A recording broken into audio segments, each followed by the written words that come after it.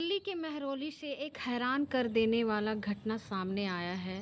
18 साल की महक, उसके बॉयफ्रेंड ने उसकी बड़ी ही बेरहमी से हत्या कर दी। उसका गला घोंटकर मारा और फिर उसकी बॉडी को चाकू मारकर पेट्रोल से जला दिया और वहां से भाग निकला। महक के घर वालों को बहकाने के लिए उसने एक झूठी कहानी बनाई, जिस कहानी में वो खुद फंस गया। होता क्या है, उसका कत्ल किया तो क्या किया, पूरी कहानी आइए जानते हैं इस वीडियो में। उससे पहले अगर आप हमारे चैनल पर पहली बार हैं तो हमारे चैनल को सब्सक्राइब करें और वीडियो को लाइक करें। ये जो घटना है, ये जो सच्ची घटना है जिसके बारे में हम आपको बताने जा रहे हैं, ये घटना है दिल्ली के महरौली इलाके की। हम बात कर रहे हैं रविवार के 1/6/2025 के दिन की। दरअसल होता ये है कि अंशकृत और महक दोनों डीयू कॉलेज में पढ़ाई कर रहे थे। अंशकृत जो है वो फर्स्ट ईयर का छात्र था और जो महक है वो सेकंड ईयर की छात्रा थी। दोनों की 1 साल पहले दोस्ती हुई थी और वो दोस्ती कब प्यार में बदल जाता है पता ही नहीं चलता है। कुछ दिनों तक ये दोनों रिलेशनशिप का ठीक ठाक चल रहा था और अचानक से रविवार की सुबह महक अपने घर से अपनी माँ को ये बोलकर निकलती है कि मेरा एक्स्ट्रा क्लासेस है, मैं थोड़ा लेट से आऊँगी, आप में टेंशन मत लेना। उसकी माँ सोचती है ठीक है, बढ़िया है, एक्स्ट्रा क्लासेस है, करेगी, कोई बात नहीं, होता है। महक को अंशकृत ने बुलाया था। उसकी माँ को ये नहीं पता था कि उसकी बेटी कहाँ जा रही है, क्या कर रही है और उसे किसने बुलाया। उसे शुरू बस इतना ही पता था कि महक ने कहा है कि उसका एक्स्ट्रा क्लासेस है, इसलिए वो जा रही है। अंशकृत जो है वो महक का बॉयफ्रेंड होता है और महक उसकी गर्लफ्रेंड होती है। अंशकृत महक को मिलने के लिए महरौली के पार्क में बुलाया था। शायद आपको पता होगा कि महरौली दिल्ली में एक पार्क है जहाँ पर 1 साल पहले की बात है, एक कांड हुआ था जो अफ्ताब और श्रद्धा वाला कांड हुआ था। शायद आप लोगों को याद होगा कि अफ्ताब भी श्रद्धा के छोटे छोटे टुकड़ों को प्लास्टिक में भर के ये महरौली के जंगल में ही फेंका करता था और उसे ना कोई रोकने वाला था ना टोकने वाला था। ये जंगल बहुत ही घना होता है और वहीं पर जो ये है अंशकृत है, महक को उस पार्क में मिलने के लिए बुलाता है और उस पार्क का नाम रहता है संजय वन पार्क। वहाँ बहुत ही सुनसान रहता है, वो सुनसान इलाका है, यहाँ जल्दी कोई आता जाता नहीं है और ना कोई पूछने वाला यहाँ था ना कोई टोकने वाला। महरौली में जो पार्क है उस पार्क में बहुत ही घना जंगल है और बहुत ही खूबसूरत गार्डन है, इसीलिए वहाँ पे कपल्स जाया करते हैं घूमने के लिए। महक भी वहाँ मिलने के लिए चली जाती है और दोनों मिलते हैं, बात विचार करते हैं। जब काफ़ी समय बीत जाता है तो महक की मम्मी को थोड़ा परेशान होने लगती है, उसे थोड़ा हड़बड़ाहट होने लगती है कि महक अभी तक घर नहीं लौटी। दोपहर तक कोई अता पता नहीं था, महक का दोपहर तक वो घर नहीं पहुंची थी। इस बात से वो परेशान होती है और फिर इंतज़ार करने लगती है। अचानक से अंशकृत जो है वो महक की मम्मी को कॉल करता है और अपने पिता से कॉल करवाता है। अंशकृत खुद कॉल नहीं करता है बल्कि अपने पिता से कॉल कराता है और उसकी मम्मी को कहता है कि आपकी बेटी महक कुछ लड़कों के साथ वहाँ पे आया था, मेरे पे चाकू से हमला किया, इस वजह से मुझे चोट आई और मैं हॉस्पिटल में हूँ। उसके पिताजी ये जानकारी महक की मम्मी को देती है और महक की मम्मी जब ये बात सुनती है तो वो अब हड़बड़ा जाती है और परेशान हो जाती है और तुरंत वो महक के पिताजी को जाके बोलती है कि देखिए अंशकृत ने फ़ोन किया था और ऐसे ऐसे बोल रहा था। उसके पिता का नाम राकेश होता है। राकेश तुरंत नज़दीकी पुलिस स्टेशन महरौली में जाते हैं और वो कंप्लेन दर्ज कराते हैं कि उनकी बेटी रविवार को सुबह निकली है और अभी तक घर वापस नहीं आई है, पता नहीं हमारी बेटी कहाँ है, आप ढूंढने का कोशिश करें। पुलिस उसकी बेटी को ढूंढती है और उसकी बेटी को ढूंढने का प्रयास करती है, पर पुलिस को कुछ अता पता नहीं चलता है और फिर कुछ ही देर के बाद वो अंशकृत का बात बताते हैं कि अंशकृत ने अपने पिताजी से फ़ोन करवाया था और उसने ये बताया था कि उस कुछ लड़कों के साथ आई थी, चाकू से मारा है। और इसी तरह जब अंशकृत है जो है वो हॉस्पिटल में है, फिर महक के घर वालों को कुछ समझ में नहीं आता है, तो उसके पिताजी बोलते हैं कि आप एक काम करिए, संजय वन पार्क का जो सीसीटीवी कैमरा है उसे चेक कराइए, शायद उससे कुछ पता चल सकेगा।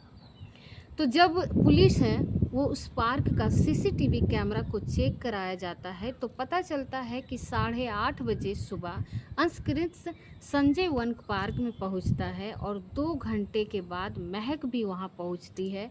यानी कि लगभग 9:45 को महक आती है और अंदर जाती है, लेकिन कुछ देर के बाद अंशकृत यानी कि 15:45 में अंशकृत पार्क से अकेला निकलता है। सीसीटीवी कैमरे में ये दिखता है। अंशकृत के हाथों में चोट लगी हुई थी। पुलिस को यहाँ पर शक होता है और वो तुरंत अंशकृत के पीछे पड़ जाती है और उसे ढूंढ कर निकालती है। पहले तो ये प्रॉब्लम चलती है कि ये जो केस है वो महरौली में आएगा या महरौली से बाहर, उस पर भी पुलिस थोड़ा टाइम लेती है। फिर अंशकृत को पुलिस पकड़ती है और अंशकृत को पहले पुलिस पकड़ती है, लेकिन अंशकृत जो है पुलिस को बहलाने का प्रयास करता है, उसे गुमराह करने की कोशिश करता है। लेकिन पुलिस जब अपनी शक्ति से पूछताछ करता है तो अंशकृत बताता है कि हाँ, मैंने ही महक का कत्ल किया है, मैंने ही महक को चाकू से मारकर उसे जला दिया। क्योंकि महक के जो घर वाले थे वो अंशकृत को पसंद नहीं करते थे और इस वजह से वो महक से कहते थे कि तुम अंशकृत से दूर रहो, तुम्हें उससे दूरी रहना चाहिए। ये सुनकर अंशकृत को बहुत ज़्यादा गुस्सा आ जाता है। वो महक को समझाने के लिए पार्क में बुलाई थी, लेकिन वो समझाने के बजाय उसको कत्ल कर देता है और उसे जला देता है। अंशकृत का कहना था कि महक हमसे बात नहीं करती थी, वो दूसरे लड़कों से बातें कर रही थी, वो मुझे धोखा दे रही थी। इस बात से मैं बहुत गुस्से में था, नाराज़ था, इसीलिए मैंने महक को पार्क में बुलाया था समझाने के लिए, लेकिन महक मेरा बात समझ ही नहीं रही थी, वो मुझसे बात करने के लिए तैयार ही नहीं थी। इसीलिए मुझे बहुत गुस्सा आया और मैंने सबसे पहले उसका गला घोंट दिया, फिर उसे चाकू मारा और पेट्रोल से उसे जला दिया और फिर मैं वहाँ से निकल गया। इससे साफ पता चलता है कि वो वहाँ कुछ भी हो सकता है, कुछ नहीं हो सकता है, वहाँ कोई रोकने वाला है। ऐसी ही है, आफ्ताब वाला केस में भी हुआ था। महरौनी का जंगल में बहुत घना है, वहाँ आप लोग जानते होंगे कि वहाँ ऐसा कांड पिछले साल भी हुआ था कि आफ्ताब वाला केस मैंने पहले ही बताया। तो इस तरह हुई थी, वहाँ आसपास पुलिस की सुविधा होनी चाहिए। अगर ऐसा होता तो शायद आज महक ज़िंदा होती। इतनी आसानी से अंशकृत मर्डर करके निकल नहीं जाता। इससे पता चलता है कि आज भी महरौली में पुलिस एक्टिव नहीं है और उस पार्क में समय का कोई टाइमिंग नहीं है। ये ज़रूरी है। महक जो है जहांगीरपुरी की रहने वाली महक थी और अंशकृत का साउथ दिल्ली का रहने वाला लड़का था। इन दोनों कॉलेज में मिले थे। जैसे कि मैंने आपको बहुत सारी कहानी बताई। जब महक के घर वालों के महक के उस लड़का से दूर रहने को कहा गया तो महक अंशकृत से दूरी बनाने लगा, उससे बातचीत नहीं करने लगी। तो अंशकृत को ये सब बर्दाश्त नहीं हुआ और वो महक को मारने का प्लान बनाया। एक बात और सामने आया कि अंशकृत जो है वो महक के घर कुछ दिन पहले गया था और महक की मम्मी से महक के बारे में उल्टा सीधा बातें बताने लगा था। कहता था कि महक किसी लड़के से बातें किया करती है, उसका फ़ोन मुझे दे दो, मैं उसका फ़ोन तोड़ दूंगा या फिर किसी नाले में फेंक दूंगा, जिससे वो महक है वो किसी लड़के से बात नहीं करेगी। लेकिन महक की जो मम्मी थी वो अपनी बेटी पे बहुत विश्वास करती थी। उसे पता था कि उसकी बेटी कोई गलत काम नहीं कर रही है।